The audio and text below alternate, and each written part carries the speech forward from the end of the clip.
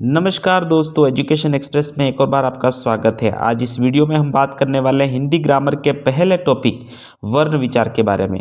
दोस्तों, आपने कई सारे एग्जाम्स में हिंदी के प्रश्न देखे होंगे और हिंदी के प्रश्न जब आते हैं तो इस टॉपिक से कोई न कोई 2 से 3 प्रश्न आ जाते हैं।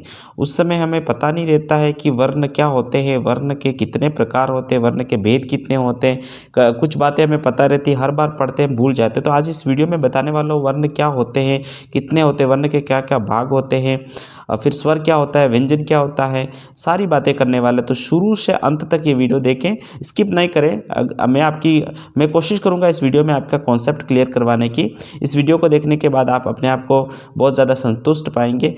तो पूरा वीडियो ज़रूर देखें। आइए शुरू करते हैं वीडियो।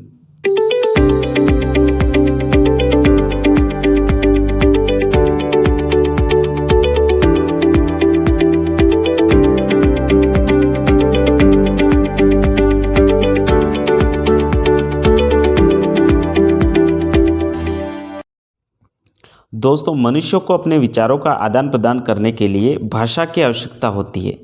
और भाषा का निर्माण आपको पता है वाक्यों से होता है। वाक्यों का निर्माण पदों से, पदों का निर्माण सार्थक शब्दों से और शब्दों का निर्माण वर्णों से होता है। कहने का मतलब इसमें एक व्यवस्थित क्रम है जिसमें सबसे पहले वर्ण या ध्वनि आएगा। ध्वनि से मिलकर शब्द बनते हैं। कुछ शब्दों से मिलकर पदों का निर्माण होता है और पद मिलकर एक वाक्य बनाते हैं और कई सारे वाक्य जब मिलते हैं तो भाषा का निर्माण होता है। तो इसमें सबसे पहले वर्ण आता है। वर्ण ही है जो शुरुआत करता है। इसीलिए तो जब हम परीक्षा में जाते हैं हमें देखने मिलता है कि भाषा की सबसे छोटी इकाई कौन सी है, तो वहाँ हमारा जवाब क्या रहता है, वर्ण या ध्वनि। 2 ऑप्शन आ सकते हैं, वर्ण या ध्वनि, या फिर वर्ण ही आएगा या ध्वनि आएगी। तो अगर आप पहला प्रश्न यहाँ पे बन जाता है कि भाषा की सबसे छोटी इकाई कौन सी है, तो वर्ण। दोस्तों, हिंदी वर्णमाला में मूल रूप से 44 वर्ण होते हैं जिसमें 11 स्वर और 33 व्यंजन होते हैं। हिंदी वर्णमाला को 2 भागों में बांटा गया है, एक स्वर और दूसरा व्यंजन।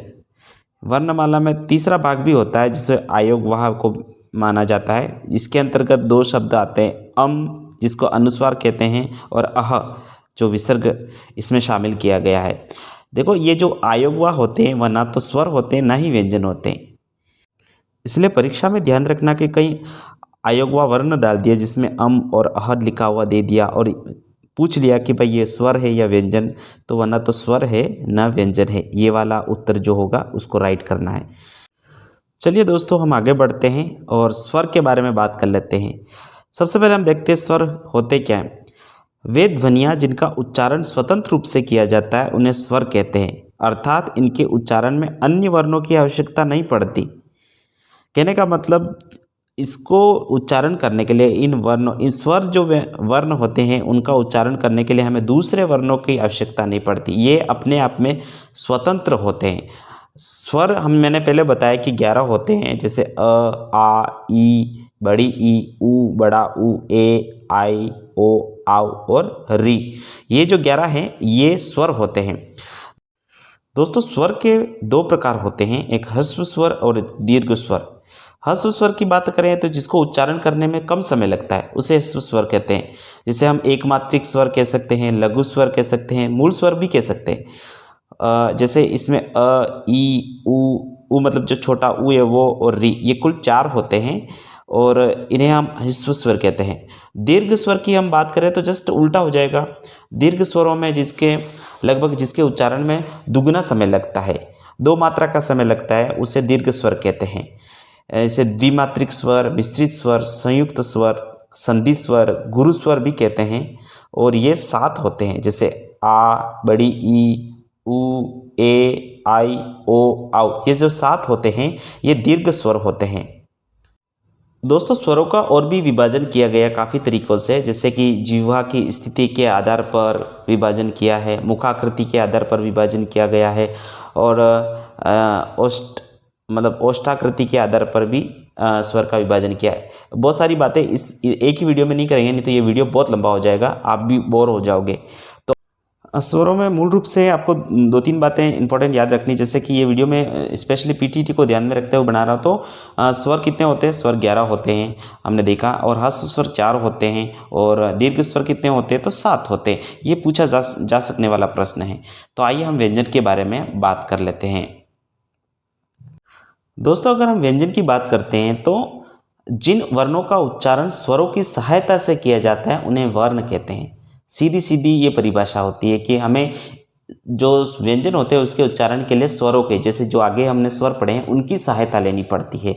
उनके बिना इन व्यंजनों का हम उच्चारण ही नहीं कर पाते। जैसे अगर क बोल रहे हैं तो क धन अ है, उसमें क आधा लगता है, अ की ध्वनि उसमें शामिल है। ख बोलते हैं उसमें भी अ शामिल है। तो इनको उच्चारण में हमें स्वर की जरूरत पड़ती है, इसलिए हम इसे व्यंजन कहते हैं। हमने पहले देखा कि व्यंजनों की संख्या 33 होती है ना।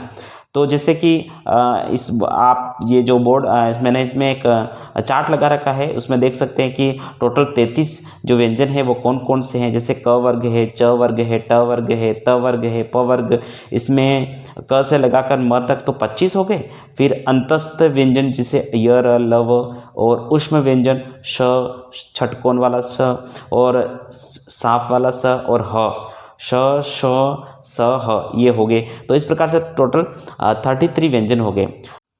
दोस्तों, व्यंजनों में कुछ और प्रकार है, मैं आपको बता देता हूँ।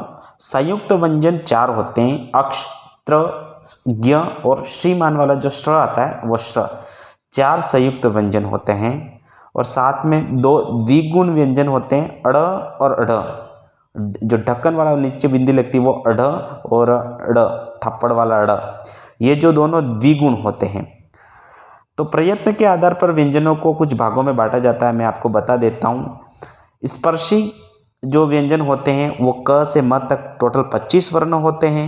संघर्षी और उष्म, जैसे उष्म बोलने से थोड़ा अंदर गर्म की आपको लगता होगा, गर्म हवा जैसे निकल रही, उसमें 4 होते हैं, जैसे श, छ, स, ह। स्पर्शी संघर्षी में च, चम्मच वाला च, छतरी वाला छ, ज, ज। अनुनासिक होते हैं ण, ञ, ण, म। पार्श्विक होता है ल व्यंजन। उक्स्पिक या ताड़नजात जो व्यंजन कहलाता है वो ढ और ढ़। लुंठित या प्रकंपित जो कहलाता है र, र को प्रकंपित या लुंठित व्यंजन कहते हैं। संघर्षहीन या अर्धस्वर, ईषत् स्पष्ट, ये जो व्यंजन होता है वो य व। दोस्तों, ये जो चार्ट है आप अच्छी तरह से याद कर लें, इस चार्ट का स्क्रीनशॉट ले लें, क्योंकि बहुत इंपॉर्टेंट है। इसमें से प्रश्न पूछे जाते हैं, जैसे पूछे कि उष्म व्यंजन कौन सा है, स्पर्शी संघर्षी व्यंजन कौन सा है। अनुनासिक के बारे में बहुत पूछा जाता है, अनुनासिक कौन से हैं। र के बारे में पूछ सकते हैं। तो ये चार्ट आप जरूर स्क्रीनशॉट ले लें और इसको अपने पास रखें। इसको परीक्षा में जाने से पहले एक बार देख ले तो काम आ जाएगा, है ना। ठीक है दोस्तों, आगे कुछ और मैं चार्ट दे दूंगा, इसमें आप आराम से देख लेना कि कौन सा कंठ है, कौन सा तालव्य है। जैसे कि शुरुआत वाली जो एग्जाम्स जैसे पीटीटी जैसे, इनमें इतने हार्ड प्रश्न नहीं पूछेंगे, लेकिन ये जो मैंने बता दिए वो उसमें से प्रश्न आ सकते हैं। आइए कुछ और बातों को हम देख लेते हैं आगे। दोस्तों, व्यंजनों में 2 बातें मैं इंपॉर्टेंट आपको और बता देता हूँ, जिससे आपने सुना होगा। अघोष, सघोष किसे कहते हैं, अल्प प्राण, महाप्राण किसे कहते हैं। तो स्वर तंत्र के कंपन के आधार पर व्यंजनों के वर्गीकरण में 2 होते हैं, जैसे अघोष और सघोष।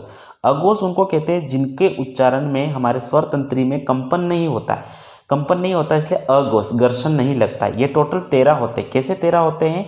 जैसे जो वर्ग आते हैं, क वर्ग, च वर्ग, ट वर्ग, त वर्ग, इनके जो प्रारंभ वाले 2 वर्ण आते हैं वो, जैसे क वर्ग में क ख, च में च छ, और ट में ट ठ, त में त थ, प में प फ। और तीनों जो उष्म वर्ण मैंने बताया, शलगम, छटकोन और सांप वाला जो स रहते हैं, ये तीनों अघोष में। आपको याद रखने के लिए आसान बता दूं कि अघोष, अ में आगे वाले 2 अ आ रहा है ना, तो आगे वाले 2 जो रहते, आगे वाले 2 वर्ण, और सभी वर्गों के आगे वाले 2 वर्ण, और तीनों श, शलगम, छटकोन और सांप, ये तीनों अघोष में आते हैं। अगर हमने अघोष को सही तरीके से देख लिया तो सघोष जस्ट इसका उल्टा, मतलब बाकी जो बच गया वो सघोष है। सघोष का मतलब जिनको हम उच्चारण करते समय स्वर तंत्रियों में कंपन आता है। इसमें 20 व्यंजन होते हैं, 11 जो स्वर होते हैं वो भी सघोष होते हैं। जैसे बीचे जो बच गए, पहला दूसरा अगोस है, तीसरा वर्ण, चौथा वर्ण, पांचवा वर्ण, जैसे क ख अगोस थे तो ग ग और ड, ये सगोस होंगे। पीछे वाले जो चार्ट में दिख रहे हैं वो सारे सगोस होते हैं, और बाकी जो वर्ण स्वर जो 11 थे वो सारे सगोस कहलाते हैं। सगोस में आपको य र ल व ह ये भी आपको ऐड करने पड़ेंगे। इस प्रकार से टोटल 31 वर्ण जो होते हैं वो सगोस कहलाते हैं। तो टोटल अगोस होते हैं 13, और उसको जस्ट उल्टा कर दो 31, 1 3 अगोस 3 1 सगोस। दोस्तों अल्प प्राण महाप्राण को हम नेक्स्ट वीडियो में देखेंगे। मैं संक्षिप्त में एक और बार आपको बता देता हूँ कि हिंदी वर्णमाला में टोटल जो मूल वर्ण होते हैं वह 44 होते हैं। ये जो बातें बोल रहा हूँ ध्यान से सुनना। 11 स्वर होते हैं, 33 व्यंजन होते हैं जो मूल होते हैं। इसमें अगर हम संयुक्त वर्ण व्यंजन मिला देते हैं तो कुल 48 हो जाते हैं। और मैंने बताया संयुक्त वर्ण अक्षत्र ज्ञ श होते हैं। अयोगवा और द्विगुण अगर मिला लेते हैं तो ये हिंदी में कुल 52 वर्ण हो जाते हैं। जैसे द्विगुण कौन से होते हैं? अड़ और अड़, ड, और अयोगवा अम और अह, इसको मिलाने से टोटल 52 हो जाते हैं। तो अगर आपको पूछें कि हिंदी वर्णमाला में कुल कितने वर्ण होते हैं तो 52। हिंदी वर्णमाला के में कुल मूल वर्ण कितने होते हैं तो 44। हिंदी वर्णमाला में स्वर कितने होते हैं? 11। हिंदी वर्णमाला में मूल व्यंजन कितने होते हैं तो 33। तो ये प्रश्नों पर आपको ध्यान देना, यही प्रश्न परीक्षा में पूछे जाते हैं। दोस्तों उम्मीद करता हूँ ये वीडियो आपको पसंद आई होगी। अगर आपको समझ में नहीं आए तो एक और बार इसको देख लीजिए, आपका काफ़ी सारा कॉन्सेप्ट क्लियर होगा। इसमें यही चीज़ें पूछी जाने वाली, तो इससे ज़्यादा कुछ पूछा नहीं जाता है वर्णों में और व्यंजनों में, ये स्वर और व्यंजनों में। इसके अलावा भी कुछ बातें रह गई है जो मैं नेक्स्ट वीडियो में लेके आऊँगा। इस वीडियो को ज़्यादा से ज़्यादा शेयर करें। अगर आपको वीडियो पसंद आई है तो लाइक कमेंट शेयर ज़रूर करें, और चैनल को सब्सक्राइब ज़रूर करें। धन्यवाद।